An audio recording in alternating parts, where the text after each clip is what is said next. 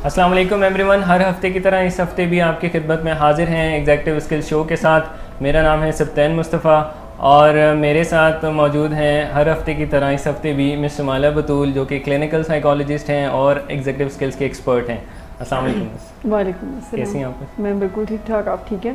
बिल्कुल ठीक जी। Executive skills के बारे में नए व्यूवर्स को बताते चलें कि एग्जेक्टिव स्किल्स वो स्किल्स हैं जो आपकी लाइफ को इफ़ेक्टिव बनाते हैं। टोटल 12 ऐसे स्किल्स हैं जिन पे हम बात करते हैं, जिनको हम कोशिश कर रहे हैं आप तक डिलीवर करने की, ताकि पेरेंट्स अपने टीनेजर्स को हेल्प कर सकें।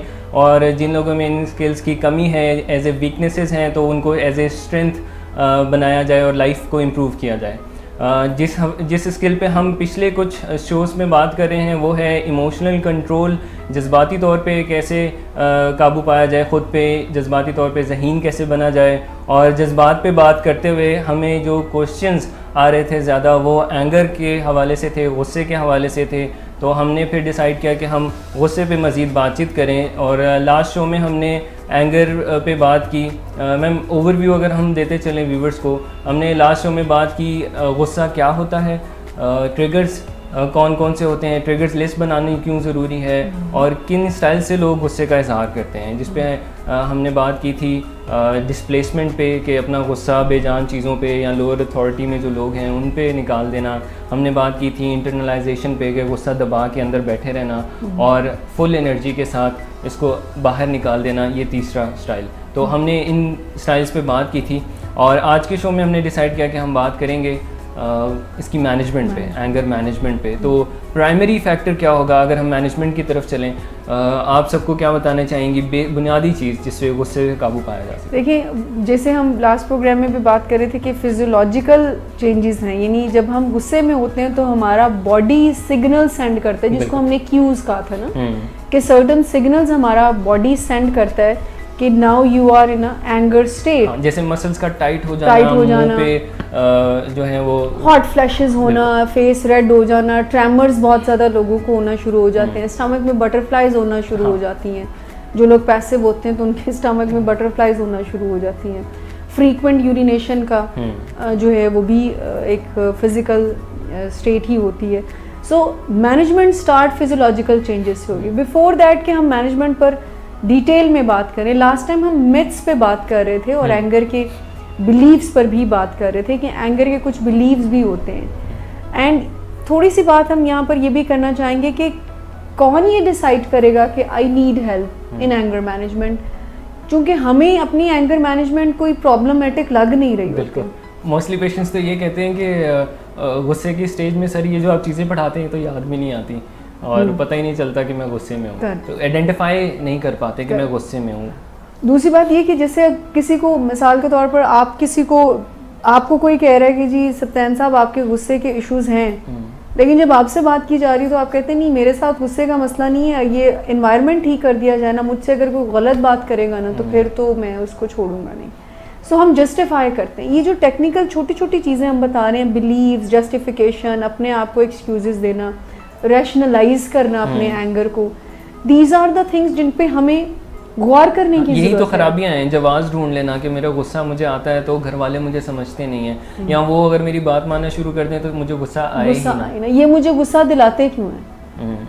ये अगर मुझे गुस्सा ना दिलाएं, एंड आप देखें कि रिलीजियसली फैमिली में अगर कोई ऐसा पर्सन होता है जो कि गुस्से का ज़रा तेज़ होता है, सारी फैमिली उसको उससे बहुत उसका ख्याल रखती है, बहुत ना छेड़ो इसे, इसके गुस्से का फिर पता है ना, दफा कर, फिर उसका मूड खराब हो जाएगा, घर का माहौल खराब हो, इस तरह के स्टेटमेंट से, और इससे वो गुस्सा रेनफोर्स होता है, वो बढ़ता जाता है, यानी ये जो प्रॉब्लम है इसको अगर हम इस तरह से डील करेंगे कि एक बंदे के साथ मसला है और वो कंट्रोल नहीं कर पा रहा अपनी इमोशनल स्टेट को, जिसको हम एंगर कह रहे हैं, तो अगर कोई उसको इस तरह से रीइंफोर्स कर रहा है कि नहीं इसको मत छोड़ो, इसके एंगर के इश्यूज हैं, इसके साथ रहने दो, मूड ख़राब हो जाएगा, एमी बिला वजह बदमज़गी पैदा होगी, इस तरह से इनफैक्ट आप उनके गुस्से को बढ़ा रहे हैं और बढ़ा रहे हैं। यानी मसला हल करने की नीयत फैमिली की होती है, लेकिन मसला हल नहीं हो रहा होता, मसला ज़्यादा बढ़ रहा होता है, अनजाने में वो ये काम अनजाने में। और एंगर मैनेजमेंट, जैसे एक तरफ हम ये कह रहे हैं कि it's in natural human emotion, and दूसरी तरफ से हम एंगर मैनेजमेंट स्किल्स की बात कर रहे हैं, तो यहाँ पर ये जानना बहुत ज़रूरी है, आइडेंटिफाई करना बहुत ज़रूरी है कि आपका एंगर अगर आपकी फंक्शनैलिटी को डिस्टर्ब कर रहा है, सो यू नीड हेल्प। अगर आपकी डेली रूटीन लाइफ की फंक्शनैलिटी डिस्टर्ब हो रही है आपके एंगर के एक्सप्रेशन से, चाहे वो एक्ट आउट है, चाहे वो डिस्प्लेस है, चाहे वो इंटरनलाइज करना है, then you have to decide और you have to identify this factor कि जी मेरे एंगर की मैनेजमेंट जो है वो ज़रा बेहतर होने वाली। तो आपने जो क्वेश्चन किया कि कौन डिसाइड करेगा कि मुझे एंगर मैनेजमेंट की ज़रूरत है, तो वो हमारी डिसफंक्शनैलिटी अगर है वो किसी भी तरीके से है, तो फिर वो अगर मुझे इंटरनलाइजेशन में डिफ़िकल्टी आ रही है, अगर मैं गुस्से का ज़्यादा इजहार कर रहा हूँ या मैं गुस्सा किसी पे आ रहा है और निकाल किसी और पे रहा हूँ, ये डिसफंक्शनैलिटीज़ हैं। देखिए अब यहाँ पर एक और पॉइंट सप्तान साहब के, हम अगर किसी का एक्ट आउट का स्टाइल है तो वो तो कह लेगा कि हाँ गुस्से में मैंने मोबाइल तोड़ दिया, मैंने ये शीशा तोड़ दिया, मैंने अगले बंदे को नुकसान पहुंचा दिया, उसको तो अंदाज़ा समहाउ हो जाएगा कि देयर इज समथिंग रॉन्ग। अब एक बंदे का अगर डिस्प्लेस का और इंटरनलाइज करने का है एंगर एक्सप्रेशन, वो कैसे अपनी डिसफंक्शनैलिटी को असेस करेगा? मेरे ख्याल से डिसफंक्शनैलिटी अंदरूनी तौर पे तो आ ही रही होती है। जैसे हम गुस्से का जब इजहार नहीं करते, उसे दबाए रखते हैं और वो जमा होने लगता है। अब अगर मुझे आप पे कोई गुस्सा है, वैसे नहीं है लेकिन for the sake of example, अगर मुझे आप पे कोई गुस्सा है तो मेरी आपसे वो कम्युनिकेशन, बॉडी लैंग्वेज वो चेंज हो जाएगी कहीं ना कहीं। रिलेशनशिप तो इफेक्ट हो ही रहा है, प्लस वो जो मैं अंदर दबाए बैठा हूँ और मेरे जज्बाती मामलात और बिगड़ रहे हैं सुधरने के बजाय, तो प्रॉब्लम्स तो आ रही होती हैं। प्रॉब्लम्स तो आ रही होती हैं, लेकिन इंटरनलाइज करने में डेफिनेटली एक तो एक्ट आउट में तो वाज़ा तौर पर रिलेशनशिप ख़राब हो रहा है ना। अगर लेट सपोज एक बंदा बहुत ज़्यादा गुस्से का इजहार करता है तो आप उससे बचेंगे ना कि छत छोड़ो पर ये ज़रा गुस्से का तेज़ है, तो अपनी इज्जत बंदे के हाथ में होती है एंड ऑल दैट, और वो आइसोलेट, यानी उसको वाज़ा तौर पर कॉन्सिक्वेंसेस नज़र आ रहे होंगे कि मेरे इस तरह से गुस्से के इजहार से मेरी काफ़ी डिस्टर्बेंसेस आ रही हैं लाइफ में। लेकिन एक बंदा जो इंटरनलाइज कर रहा है ना, वो शायद इतनी आसानी से आइडेंटिफाई नहीं कर पाएगा कि मेरे गुस्से या एंगर को मैनेजमेंट करने के तरीक़ाकार को ठीक होने की ज़रूरत है। वो हमेशा जब इंटरनलाइज करेगा तो वो हमेशा इस तरह की प्रॉब्लम का शिकार होगा। एंगर को जब हम सही तौर पर मैनेज नहीं करते हैं तो वो समटाइम फिजिकल इलनेसेस बनकर भी हमारी लाइफ का हिस्सा, इंटरनल डैमेजेस में कन्वर्ट होना, इंटरनल डैमेजेस में, क्योंकि हम शुरू से ये बात कर रहे हैं कि एंगर जो है वो एक एनर्जी है। इमोशंस हमारे एनर्जीज होते हैं और ये एनर्जीज जब हम बाहर उड़ेलते हैं दूसरों को नुकसान पहुंचता है, ये एनर्जी जब हम अंदर रखते हैं तो हमें नुकसान होता है। सो मैनेजमेंट समथिंग जिसको कहते हैं ना कि दोनों ही पार्टीज बच जाएं, आप अपने आप को भी ना हार्म करें, आप दूसरों के भी ना हार्म करें। बट अगर मैं ये बात करूं कि हम अपने आप को जब हार्म करते हैं तो हमें अंदाज़ा नहीं होता है। देखिए अगर हम किसी बंदे, मुझे लेट सपोज अगर कोई बंदा कोई नुकसान पहुंचाता है या आपको कोई पहुंचाता है तो आप उसको ऐसे तो जाने नहीं देंगे ना। What about yourself? एंगर वो एक चीज़ है, अगर मैं सही तरह से ये बात पहुंचा पाऊँ, एंगर और रिजेंटमेंट्स के बारे में ये कहा जाता है कि ये कैसा पॉइजन है जिसको पीते हैं हम खुद हैं और एक्सपेक्ट करते हैं कि अगले बंदे को दूसरे का हो, लेकिन ऐसा हो नहीं सकता। सो एंगर एक ऐसी चीज़ है जिसमें हम अपनी पावर्स अगले को दे देते हैं। यानी गुस्से में इनफैक्ट हम ये क्लेम कर रहे होते हैं कि वो बंदा मुझे गुस्सा दिला रहा है, इसकी वजह से मुझे गुस्सा आ रहा है। लेकिन आप इतना ज़्यादा ग्रज और एंगर को जब अंदर रखते हैं तो वो डिस्ट्रॉय कर देता है। अगर मैं सही बात बता सकूं तो इनफैक्ट ये डिस्ट्रॉय कर देती हैं। आप आज अगर अपने गुस्से को मैनेज नहीं एमिकेबली करते, इन फ्यूचर आप इतनी बड़ी बड़ी प्रॉब्लम्स का भी शिकार हो सकते हैं, जिनमें फिजिकल इलनेसेस तो अलग हैं, इमोशनल डिसऑर्डर्स भी हैं। आप डिप्रेशन का शिकार हो सकते हैं, आप मूड डिसऑर्डर्स का शिकार हो सकते हैं, आप एंजाइटी का शिकार हो सकते हैं। सो द पॉइंट इज़ कि हमें अगर कोई एंगर को इंटरनलाइज करके या पी जाने को एंगर मैनेजमेंट कह रहा है तो इनफैक्ट ये एंगर मैनेजमेंट नहीं है, ये आपको अपना नुकसान खुद कर रहे हैं। वो शख्स खसारे में, दूसरे बंदे को आप नुकसान नहीं करने देते, बट व्हाट अबाउट योरसेल्फ? आप अपना नुकसान कितना कर रहे हैं? आप इतनी भारी भारी एनर्जीज को जब अंदर रखेंगे तो वो कभी आपका ब्लड फ्लो खराब करेगा, कभी आपके सर में दर्द कर देगा, कभी बैक में कर देगा, स्टमक इश्यूज बहुत ज़्यादा हो जाते हैं, अल्सर इश्यूज होना शुरू हो जाते हैं। सो एंगर को इंटरनलाइज करना, इस बिलीफ को कैरी करना कि एक चुप ते 100 सुख, ये हरगिज़ फेवरेबल नहीं है, ये हरगिज़ हेल्पफुल नहीं है। मिस अब क्या किया जाए? अब इन एनर्जी, एंगर की एनर्जी को ना बाहर निकाला जा सकता है ना अंदर रखा जा सकता है, तो इन एनर्जीज को कहाँ लेके जाए? इनको बाहर ही निकाला जाए, लेकिन इन अ वे कि दोनों सेफ हो जाए। अब जब आपने मैनेजमेंट की बात की ना, सो एंगर मैनेजमेंट में सबसे पहला स्टेप जो है, स्टेप 1 जिसको कहते हैं, आइडेंटिफाई करके when you find your self कि आप क्यूज, जो हमने ट्रिगर्स की बात की, उसको आइडेंटिफाई कर लिया, अपने स्टाइल को आइडेंटिफाई कर लिया। जब आपने क्यूज देखे अपने बॉडी के कि अब मेरे फेस के हॉट फ्लैशेस होना शुरू, अब मेरी आवाज़ ज़रा ऊंची होना शुरू हो गई, अब मैं ट्रेमर करना शुरू कर दिया मैंने।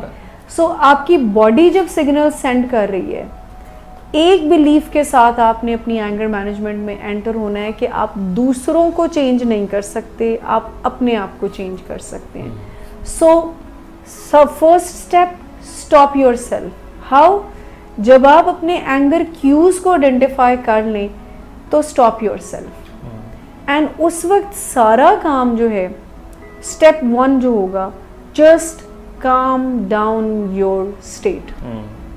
फर्स्ट स्टेप, काम डाउन योर स्टेट, जिसमें वो मैं फिजियोलॉजिकल चेंजेस की बात कर रही थी कि सबसे पहला काम आपका ये होना चाहिए कि आपकी बॉडी रीस्टेट कर जाए। इसमें हम बात कर रहे हैं कनेक्शन की, of body with emotions, mind और बॉडी के कनेक्शन की बात कर रहे हैं कि अगर हम अपनी बॉडी पे काबू करना सीख जाएं तो हम अपनी इमोशंस पे भी काबू कर सकते हैं। जैसे आपने कहा कि अगर किसी की सांस फूल रही है, आपने बॉडीली सिम्टम्स की बात की, सांस फूलना, ट्रेम्बलिंग होना, मसल्स टाइट होना, तो हम मसल्स को रिलैक्स करें, हम डीप ब्रीदिंग करें, हम खुद को काम करें, तो हम वो उससे फिर काबू पा सकते हैं। बिल्कुल। अच्छा, अब पहला स्टेप बॉडी को काम डाउन करना। अब सवाल आता है हाउ ऐसे कि अपना अटेंशन जो है वो डाइवर्ट करना, डिस्ट्रैक्ट करना अपने आप को।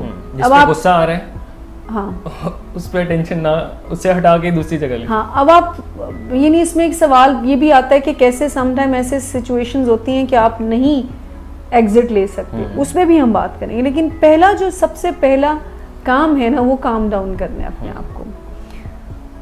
वो क्यों ज़रूरी है? बिकॉज सबसे पहले जब हम एंगर में होते हैं, मैंने पहले भी बहुत प्रोग्राम्स में ये बात की हुई है कि हमारा इमोशनल ब्रेन जो है वो ओवर एक्टिव हो जाता है।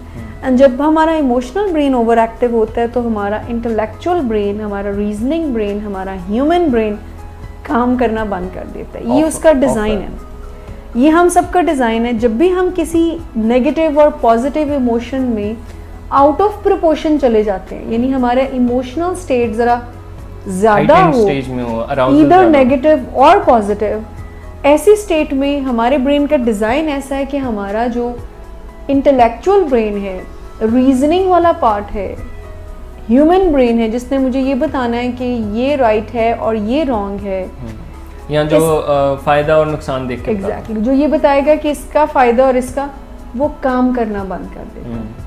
उसकी एक्टिविटी जो है वो कम हो जाती है, यानी increase emotional state, decrease the intellectual brain activities.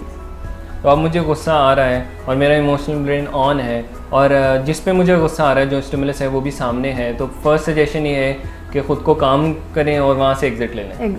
Exit ले लें, अपने आप को जस्ट काम डाउन योरसेल्फ। अब उसमें छोटी छोटी टेक्निक्स हैं, जैसे पानी पीना, कम से कम 3 से 4 ग्लास, अपनी अटेंशन को डाइवर्ट करना। कैसे? बैकवर्ड काउंटिंग आपकी अटेंशन ले सकती है, आप 50 से 1 तक, 0 तक आएँ, 10 से 0 तक आएँ। अब जब आप इसके अलावा डीप ब्रीदिंग सबसे बेहतरीन डाइवर्जन है कि स्टार्ट, यानी सबसे बेहतरीन ये है कि जब आप एंगर स्टेट में हो, लंबी गहरी सांसें लेना शुरू कर दें। डीप ब्रीदिंग के बारे में आई गेस ये इतनी कॉमनली सजेस्टेड है इंटरनेट पे, हर जगह पे, लेकिन इससे फ़ायदा नहीं उठाया जाता। आई गेस लोगों को नॉलेज नहीं है डीप ब्रीदिंग कितनी फ़ायदेमंद हो सकती है। डीप ब्रीदिंग में ख़ास तौर पे इमोशनल स्टेट में हमारा ब्रेन 25% हमारी डाइट को कंज्यूम करता है, that is glucose and oxygen.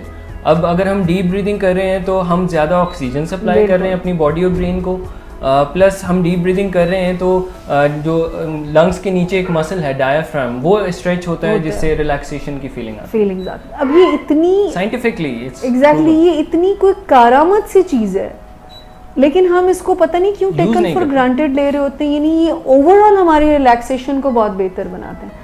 अब डीप ब्रीदिंग कैसे करनी है, क्विकली अगर हम थोड़ा सा आप गौर करके ये पार्ट सुन लें, वो ये है कि नाक के ज़रिए से लंबी गहरी सांस आपने लेकर जानी है और वो ऐसा फील हो कि आपका जो पेट है वो बाहर की तरफ आए। चेस्ट पे फोकस नहीं करना, चेस्ट पे फोकस नहीं करना, पेट बाहर की तरफ आएगा।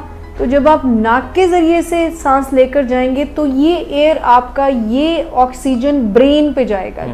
जो हमें देख रहे हैं एक दफ़ा करके देखें, तो जब आप नाक के ज़रिए से सांस को लेकर जाते हैं एंड देन आपका बेली जो है वो बाहर आए, तो आपका जो हवा है, ऑक्सीजन है, ये ब्रेन में वाज़ा तौर पर आपको जाती हुई महसूस होगी। And then hold for some seconds and then exhale from your mouth. मुंह से हवा बाहर निकालें, नाक के ज़रिए से लेकर जाएं, बेली बाहर आए, होल्ड करें, एक्सहेल फ्रॉम योर माउथ, जिससे बेली अंदर की तरफ जाएगा।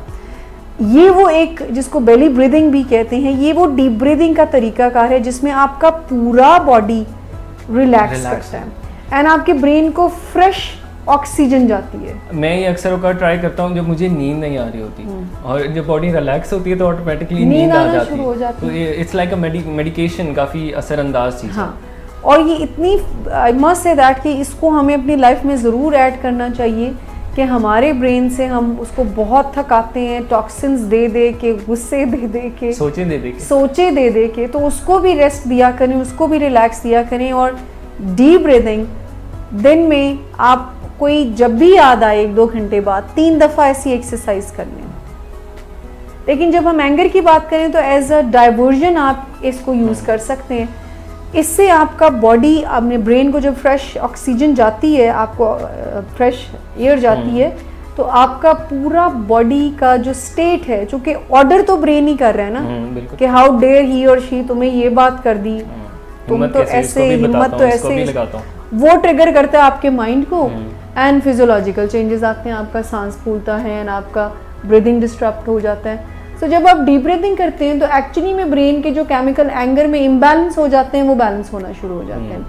सो डीप ब्रीदिंग आपकी स्टेट को बेहतर कर रही होती है। ठीक हो गया। सो फर्स्ट स्टेप डाइवर्जन, जिसमें मैंने कहा बैकवर्ड काउंटिंग आप कर सकते हैं, डीप ब्रीदिंग कर सकते हैं, जिसमें हमने क्विकली आपको बताया कि inhale from your mouth and hold that breath for few seconds 10-15, जितना आपको जितना कर सके, मतलब ये ना हो कि 10-15 कोई ना कर सके तो गिरा पड़ा बेटे में। सो जितना आपकी कैपेसिटी है, मकसद ये है कि आप यानी अपने ब्रेन को ज़रा, जब हम इनहेल करते हैं तो ऑक्सीजन हम अंदर ले जाते हैं, एक्सहेल करते हैं तो हम कार्बन डाइऑक्साइड बाहर लेके आते हैं। ये आई किसी भी बच्चे को पता होगा, ये कॉमन सी बात है जो साइंस सब्जेक्ट में पढ़ाई जाती है।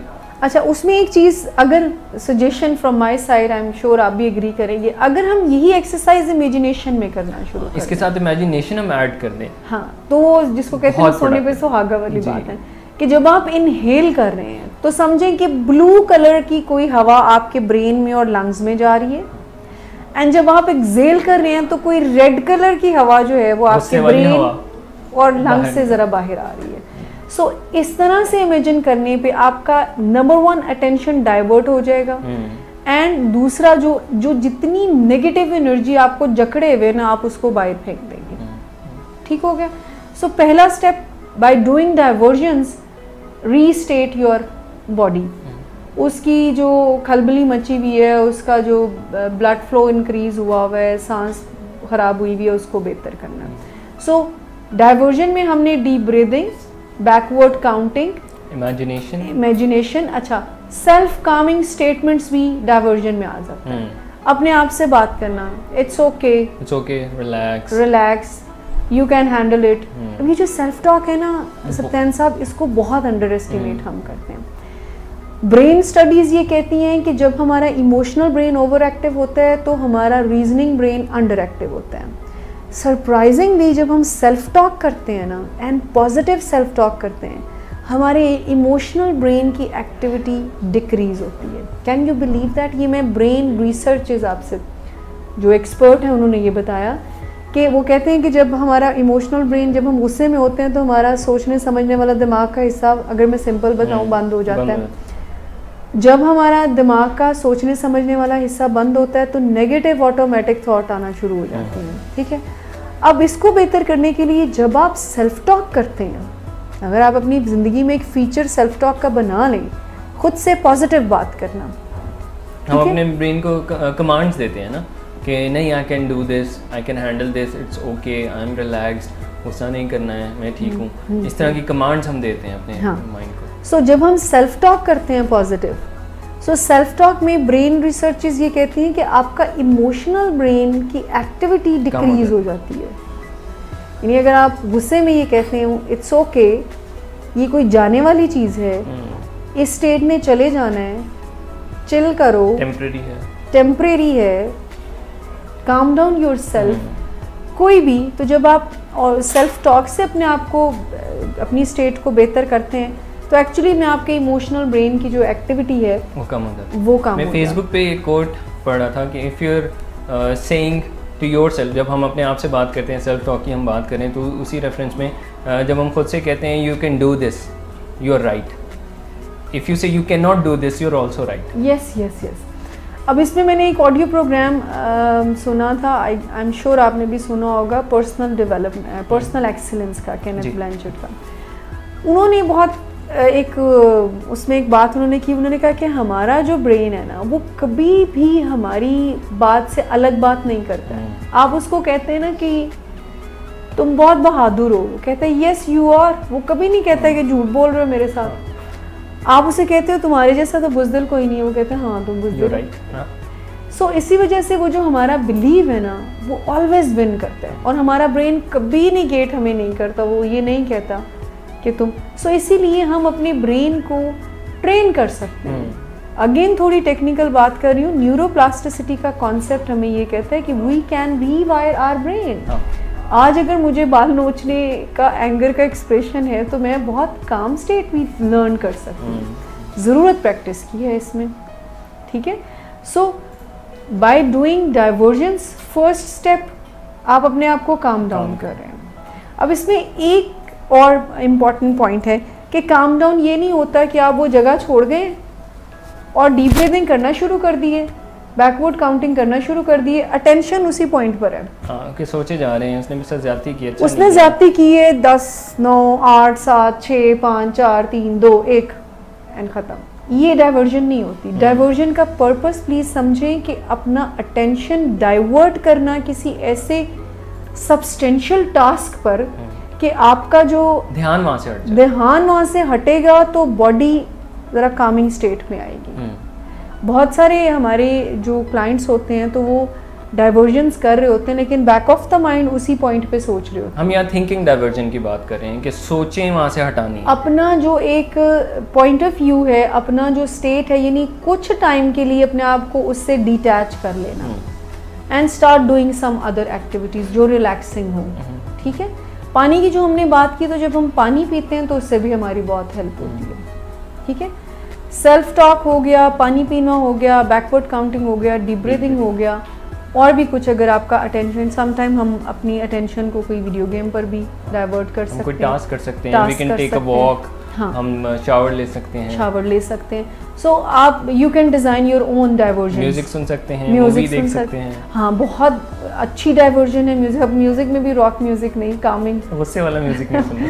सो काम जो आपको करे उसकी तरफ। सो पहला स्टेप जो मैंने कहा कि calm yourself, calm down yourself by doing diversion, which जो भी आपको सूट करती हैं वो आप जो है वो कर लें। अब जब बॉडी रीस्टेट हो जाएगी देन फिर नेक्स्ट स्टेप आएगा। आइडेंटिफाई पहले करना है कि आपको गुस्सा किस बात पर आया था।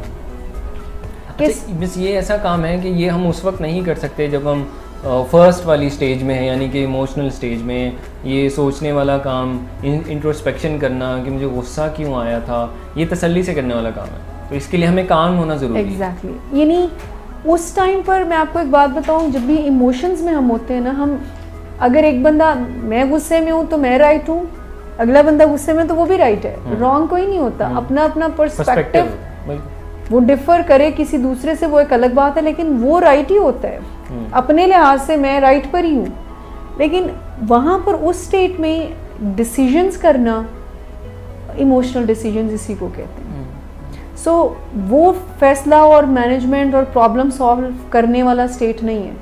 आपने देखा होगा बहुत सारे पेरेंट्स बच्चों को नसीहतें एंगर में कर रहे हो, हम बच्चा गुस्से में उस वक्त समझाने बैठ जाते हैं, खुद गुस्से में है तो समझाने बैठ जाएंगे। हाँ। ये वो स्टेट है जिसमें मैंने कहा ना कि टेक्निकली हमारा रीजनिंग ब्रेन, यानी कि वो तो रिसेप्टिव ही नहीं है, वो कहीं इनकोडिंग हो ही नहीं रही है, वो बिल्कुल रजिस्टर नहीं कर रहा है, वो एंगर से ही इमोशनल होकर ही आपकी बात, वो कहते हैं जी तुम पढ़ोगे नहीं तो ज़िंदगी तबाह हो जाएगी, तो हो जाए ज़िंदगी तबाह, कॉस्ट एंड बेनिफिट्स नहीं देख रहा ना, वो उसी तरह वो अब्रप्टली उसको आंसर कर रहा है। सो इसीलिए वो स्टेट नहीं है कोई फैसला करने की। उस वक्त अपने आप को रोके रखें, इनहिबिट करें अपने रिस्पॉन्स को। रिस्पॉन्स इनहिबिशन की एग्जेक्टिव स्किल आपको यहाँ पर हेल्प करेगी।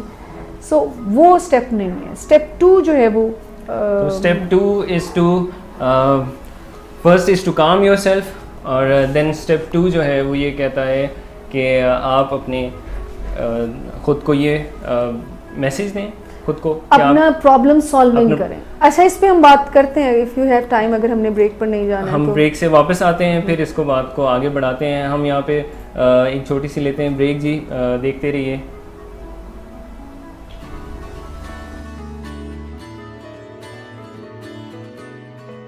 वालिदैन जब अपने बच्चों को कन्फ्रंट करते हैं किसी भी बुरे काम या नेगेटिव या बैड बिहेवियर की तरफ, तो डिफ़िकल्टी ये आती है कि आमतौर पे बच्चे ये समझते हैं कि वो बुरे हैं, और ये एक ऐसी चीज़ है जिसकी वजह से कॉन्फिडेंस और सेल्फ इस्टीम का सत्यानाश हो जाता है।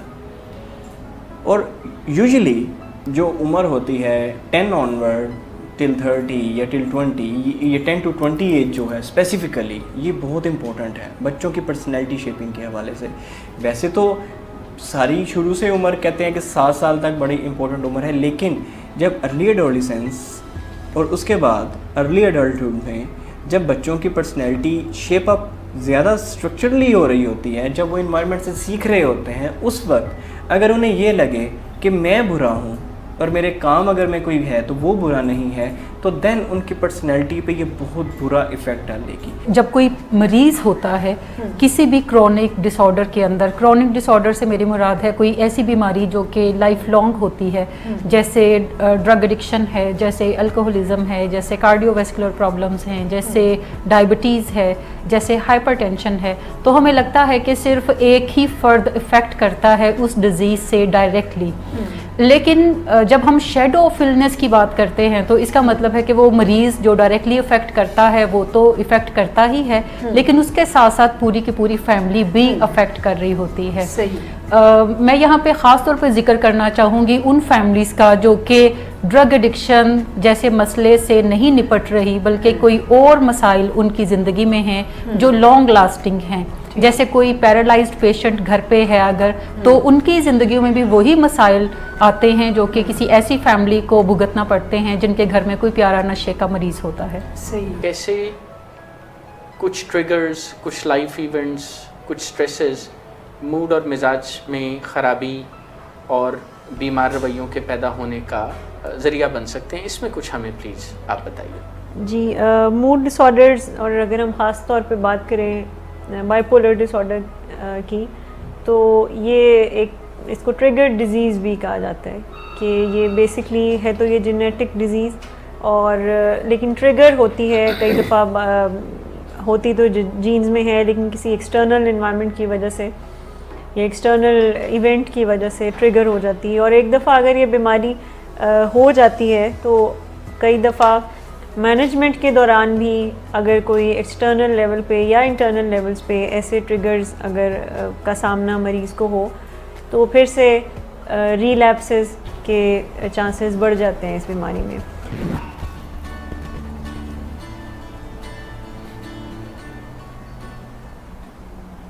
वेलकम बैक एवरीवन, आप देख रहे हैं एग्जीक्यूटिव स्किल शो और हम बात कर रहे हैं एंगर मैनेजमेंट पे। अभी तक हमने बात की कि जब आपको गुस्सा आए तो आप ख़ुद को काम करें, क्योंकि आप अपने आप पे ही काबू पा सकते हैं, दूसरों के रवैये आपके इख्तियार में नहीं है।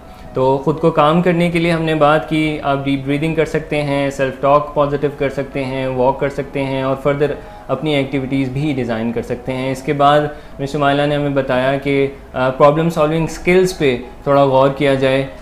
जब आप काम स्टेट में हों तो ख़ुद से ये पूछा जाए कि गुस्सा मुझे क्यों आ रहा था और क्या वजह थी। वो जो प्रॉब्लम्स हैं, जो हमने आइडेंटिफिकेशन की बात की थी, ट्रिगर्स की बात की थी, तो प्रॉब्लम सॉल्विंग स्किल्स हमें ये कहती हैं कि where is the problem in fact. अब जब हम वेयर इज़ द प्रॉब्लम की बात करते हैं तो हम कहते हैं कि ही और she is the problem in fact, यानी ये फला बंदा जो है, एक्चुअली में ऐसा नहीं है। Where is the problem in fact आपको बताएगा कि दैट्स मी, मुझे जो है कहाँ डिफ़िकल्टी आती है, मुझे ये टॉलरेट नहीं मैं कर पाता इसको, या ये है मेरे साथ कहाँ पर इशू है। हाँ, ये जो बात करता है वो मुझे बहुत चुभती है। हाँ, ये जो इसका अंदाज है वो मुझे बहुत चुभता है। इस टॉपिक पे बात होती है तो मुझसे बर्दाश्त नहीं। हाँ, मेरी बात नहीं मानी जाती तो मुझसे बर्दाश्त नहीं होता है। So there is something wrong with me, not others. So where is the problem? Problem solving skills आपको फिर नंबर 2 जो है, आप वाकई में अपनी एंगर मैनेजमेंट स्किल्स को इम्प्रूव करना चाहते हैं तो फिर आप आइडेंटिफाई करें कि वेयर इज़ द प्रॉब्लम। हाँ, मुझसे बर्दाश्त नहीं होती, मैं सही, हमें से बहुत सारे लोग सप्तान साहब वॉइस भी नहीं कर पाते हैं। अगर मुझसे कोई मिसट्रीट कर रहा है तो ये भी एक प्रॉब्लम होती है कि आप उनको बता नहीं पाते हैं कि जी आप जो है वो मुझसे इस तरह बात ना किया करो, मुझसे ये कहना मुश्किल हो जाता है, ये कहना मुश्किल हो जाता है। सो प्रॉब्लम को आइडेंटिफाई करना। अब इसमें आप हेल्प भी ले सकते हैं कि 6 फ्रेंड की हेल्प ले सकते हैं जो आपको लगता है कि बहुत रीज़नेबल मशवरे देता है आपको। आप अपने पेरेंट्स की हेल्प ले सकते हैं कि प्रॉब्लम को सॉल्व कैसे किया जाए। मिसाल के तौर पर अगर प्रॉब्लम ये है कि आपसे कोई अच्छे तरीके से बात नहीं कर रहा, कोई एक बंदा है जो हमेशा आपको टॉन्ट मारता है, हमेशा आपको सार्केस्टिक रिमार्क्स देता है, एंड प्रॉब्लम इज़ दैट कि जब वो आपको सार्केस्टिक होता है, जब वो आप पर तंज करता है, गुस्सा बहुत आता है आपको, और आपका गुस्सा या तो एक्ट आउट है, आप या तो लड़ पड़ते हैं उससे, या आप ज़िद करते हैं, आर्ग्यू करते हैं, या उससे मिलते नहीं हैं। सो जब आप लेट्स सपोज इस प्रॉब्लम को मैनेज कर रहे हैं, सो इस प्रॉब्लम को मैनेज करने के लिए आपने अगर अपनी स्टेट को बेहतर कर लिया है तो अब आपने देखना है कि प्रॉब्लम को बेशक लिख लें कि ये है मसला, कि मैं इस बंदे को ये बताना है कि ये मेरे साथ ठीक नहीं बात करता, तो मुझे कैसे बताना? क्या मुझे कम्युनिकेशन स्किल्स को यूज़ करना है? क्या मुझे किसी दूसरे बंदे की हेल्प की ज़रूरत है? सो कोई 5-6 ऑल्टरनेटिव्स जो हैं, 5-6 जो सॉल्यूशंस हैं उनको देखें कि अच्छा मैं इसको बात कर सकता हूँ, अच्छा मैं किसी से और से हेल्प ले सकता हूँ, अच्छा मैं इसको इस तरह से कह सकता हूँ, और उनमें से बेस्ट को पिक करें और इम्प्लीमेंट। अच्छा, हम इसमें अभी ये नहीं देख रहे कि बेस्ट कौन सा, अभी सिर्फ लिस्ट कर रहे हैं। हाँ, मैं ये कर सकता हूँ, मैं ये कर सकता हूँ, मैं ये कर सकता हूँ, चाहे वो गलत है उन्हें लिख लें। हाँ, फिर सबसे बेस्ट वाला एंड में हम पिक करेंगे। बेस्ट वाला अब आप हेल्प ले सकते हैं। मिसाल के तौर पर मेरी लिमिटेड नॉलेज ने मुझे बताया कि तुम मुझसे बात कर सकती हो, तुम जो है वो किसी को कहकर कर सकती हो, इनडायरेक्टली कह सकती हो। अच्छा, अब मैं जब अपने फ्रेंड से सोल्यूशन लूँगी जिसमें मुझे कॉन्फिडेंस है कि वो ज़रा बेहतर करेगा, या हम सबकी लाइफ में कुछ ऐसे लोग होते हैं जो अच्छी गाइडेंस हमें देते हैं, तो अगर हम उससे हेल्प ले लें तो भी बहुत बेहतर है। जिनको वाइस कहा जाता है। अब बहुत सारे टीनेजर की ज़िंदगी में वाइस बहुत डिफरेंस होते नहीं, वो डेफिनेशन उनकी वाइस होने की कुछ और होती है। मैं उस रेफरेंस में बात करें। सो जब हमने प्रॉब्लम्स को सॉल्यूशंस को लिख लिया, बेस्ट सॉल्यूशन को उठाएं और इम्प्लीमेंट करें। अब ज़रूरी नहीं है कि वो आपको डिज़ायर्ड रिजल्ट दें। बेस्ट सॉल्यूशन कौन सा होगा? इस सिनेरियो में तो मेरे ख्याल में बात करना बेहतर होगा। कम्युनिकेशन स्किल्स आपको हेल्प करेंगी कि आप उनसे इन अ वेरी रिस्पेक्टफुल मैनर अपना मैसेज डिलीवर कर दें। आई गेस जिसका इमेजिन्ड आउटकम बेस्ट होगा, रिजल्ट जिसका बेस्ट। कॉस्ट एंड बेनिफिट्स आपके पास हैं, आप देख लें कि जी बात करना बेहतर है, बात ना करना बेहतर नहीं है, बिकॉज ये मुझे हमेशा पिंच करता रहेगा, तो बात तो करनी है, ये फाइनल हो गया। कैसे करनी है ये तो सुनता ही नहीं है, तो अच्छा टाइम कोई ऐसा मैं लिखूँ, उससे टाइम बाय कर लूँ, इसको इंडिकेशन दे दूँ कि I want to talk to you, give me some time, इस तरह की बात। पहले फाउंडेशन बना लूँ, पहले मैसेज ड्रॉप किया जाए, टाइम लिया जाए। हाँ, और फिर छोटी बात की जाए। अगर हम इस पर्टिकुलर प्रॉब्लम की बात करें कि छोटी बात करें कि आप इस तरह से जब मुझसे बात करते हैं, आई रियली फील हर्ट, मैं चाहती हूँ कि आप ऐसे ना करें, दैट्स इट। तो फीलिंग्स के बारे में हम कहते हैं कि हमेशा प्रिसाइज होना चाहिए। हाँ, कोई लंबी तकरीरें नहीं, लेक्चर नहीं देना चाहिए, आप मुख्तसर बात करें। जैसे गुस्से का इजहार करना है तो जितना मिनिमम एक सेंटेंस में कर सकते हैं, स्मॉलेस्ट सेंटेंस में वो किया जाए? वो किया जाए बिकॉज फीलिंग्स को जब हम इंटरटेन करते हैं ना सत्यान साहब, तो वो फिर सर चढ़ के बोलती हैं। अगर मैं यही बात करती रहूँ कि तुम्हारी वजह से मुझे गुस्सा आया तो शायद रोना भी आ जाए, तो वो आगे बढ़ती जाएंगी, वो इंटरटेन होना शुरू होगी। लेकिन अगर मैं सिर्फ ये बात कर रही हूँ कि आप, मुझे बहुत बुरा लगा आपने जब ऐसे किया, आई वॉन्ट के आइंदा ऐसे ना हो, दैट्स इट। इसमें ना आप अगले की रिस्पेक्ट को वायलेट कर रहे हैं, ना आप अपनी रिस्पेक्ट को वायलेट होने दे रहे हैं। सो बेस्ट सोल्यूशन निकालना। अब ये तो एक सिनेरियो पर हमने बात की, सम टाइम ऐसा भी होता है कि आप वो जगह छोड़ के नहीं जा सकते, जैसे वाइफ हस्बैंड के क्लैशेस होते हैं। अब वहाँ पर बहुत क्रिटिकल स्टेट आ जाती है। यहाँ कोई बड़े हैं आपके सामने, पेरेंट्स हैं, बॉस हैं, हाँ, आप उठ के नहीं जा सकते। अच्छा, वहाँ पर अब लेट्स सपोज बॉस की बात करते हैं, अगर किसी या हमारे कोई बड़े की वजह पे की बात बुजुर्ग हैं, हम इज्जत करते हैं, अब वहाँ पर मैनेजमेंट एंड प्रॉब्लम सॉल्विंग कहेगी कि change your perspective. Forgiveness is the key to happiness, एक प्रोग्राम डॉक्टर साहब ने, हमने भी, आई एम श्योर आपने भी उसको सुना होगा, तो उसमें उन्होंने फॉरगिवनेस के बारे में बहुत खूबसूरत बात की। उन्होंने कहा कि फॉरगिवनेस का मतलब हम आम जुबान में फॉरगेट करना लेते हैं, it's a mechanical action rather than के फ्रॉम हार्ट हम ये काम करें। तो कहते हैं कि फॉरगिवनेस में पर्सपेक्टिव चेंज करना, अपना नज़रिया ही चेंज करना। और नज़रिया कैसे चेंज करना कि लेट्स सपोज जिससे आप हर्ट हुए हैं उसके बारे में ये नज़रिया रखना कि इसने जो मेरे साथ किया, अब ये बहुत मुश्किल बात मैं कहने जा रही हूँ कि जो इस बंदे ने मुझे हर्ट किया है, इसके पास बेस्ट मैनेजमेंट यही थी और उसने वो मुझे दे दी। सो ये पर्सपेक्टिव चेंजिंग हो गई कि बजाय मैं ये कहूँ कि इसने ये किया, क्यों किया, और अपने आप को सड़ती कुड़ती रहूँ, मैं कहूँ कि इसको कुछ और आता ही नहीं है। एक सिंपल सा सेंटेंस ये कह देना कि he must be having a bad day, he और शी। हाँ, हो सकता है पीछे कोई बैकग्राउंड उसकी प्रॉब्लम चल रही हो।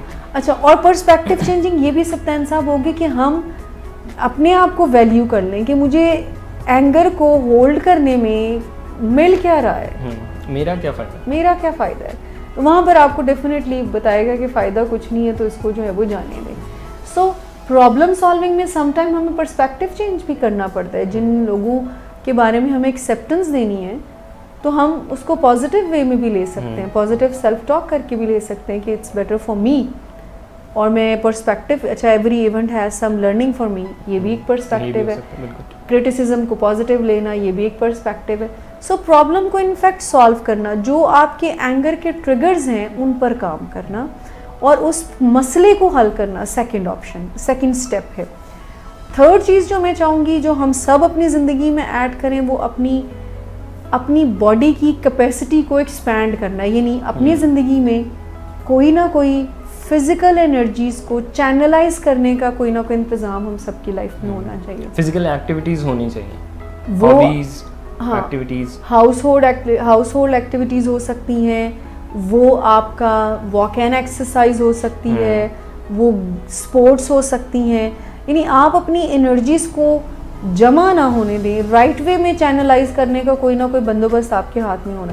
अच्छा, आज हम जब ये फैसला करते हैं, अगर हम ये कहें कि कोई दो चीज़ें आज के प्रोग्राम में आप अपनी लाइफ में ऐड कर लें और एंगर खुद ब खुद माइनस होना शुरू हो जाएगा, वो एक डीप ब्रीदिंग, टू अपनी ज़िंदगी में फिजिकल एक्सरसाइज या वॉक जो है ऐड कर लें, तो एंगर की एनर्जीज इतनी ज़्यादा तंग नहीं करेंगी आपको। कुछ लोग ये कहते हैं, जैसे मैं क्लाइंट से डील कर रहा हूँ, उनका ये रूटीन इतनी टफ है, सुबह जॉब पे जाना, रात को 8 बजे के करीब घर आते हैं, थके हुए होते हैं, तो इट्स नॉट द मैटर कि आपके पास टाइम नहीं है, टाइम निकालना पड़ता है। अपनी सेहत के लिए ये प्रायोरिटी होनी चाहिए कि मैंने अपने लिए तो टाइम निकालना है, तो टाइम निकाल के उसमें 30 मिनट्स की वॉक ऐड कर देना मेरे ख्याल से कोई मुश्किल नहीं।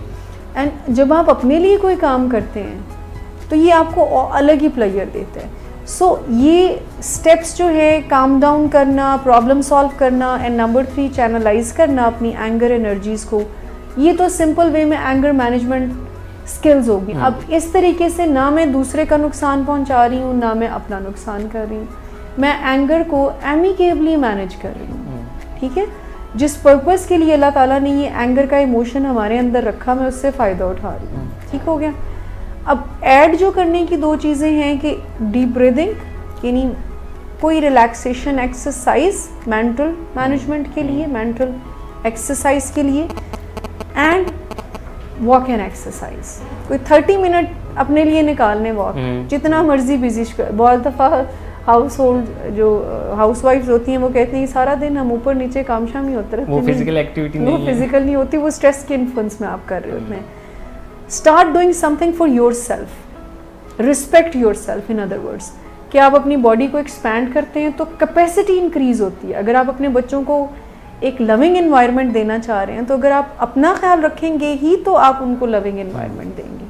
माएँ ठीक होंगी तो बच्चों का ख्याल रखेंगी, पेरेंट्स ठीक होंगे तभी वो अपने लव वंस का ख्याल रख सकते हैं। मिस टाइम हमारे शो का ख़त्म हो जाता है। अच्छा। आपकी इजाज़त हो तो हम इनसे इजाज़त ले लें। जी बिल्कुल, मेरी इजाज़त है जी।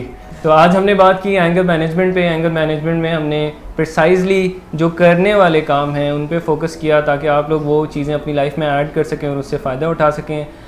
कमेंट्स की शक्ल में अपना फीडबैक और क्वेश्चन ज़रूर सेंड कीजिएगा। एग्जीक्यूटिव स्किल्स शो की टीम को इजाज़त दीजिए। आपसे मिलेंगे अगले हफ्ते। अल्लाह हाफ़िज़।